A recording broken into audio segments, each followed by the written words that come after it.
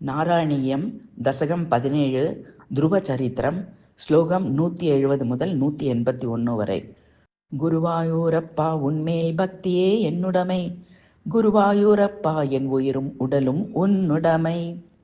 அரசன் உதானபாதன் மனுவின் மற்றொரு மகன், அரசன் உதானபாதன் இரு மனைவி உடையவன். ஒரு மனைவி சுருச்சி, அவனுக்கு பிரிய மனைவி அடுத்த மனைவி சுனிதியை அவன் வெறுத்தான். சுனிதி தன் மனதை உன் பக்தியில் மூழ்கடித்தாள்.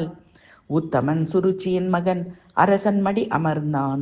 துருவின் சுனிதியின் மகன் உதானபாதன் மடியேறினான். சுருச்சியின் இகழ்ச்சியை பெறாமல் தாயிடம் ஏகினான்.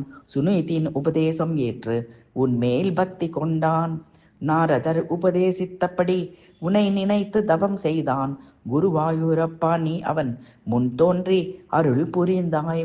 உன் சங்கால துருவன் சிறிய முகத்தை நீ வருடினாய். உன்னால் ஞானம் பெற்ற துருவன் அரியணை ஏறினான். அரசன் உதானபாதன் பின்னாளில் கானகம் ஏகினான். ஒரு யக்ஷன் உத்தமனை தாக்கி கொன்று விட்டான். துருவன் அந்த யக்ஷனிடம் பெரும் போரும் புரிந்தான். மனுவின் ஆலோசனையால் போரை நிறுத்தினான். துருவன் உன் பெருமைகளை பாடி மகிழ்ந்தான். துருவன் அதனால் தனி நட்சத்திர உலகம் பெற்றான்.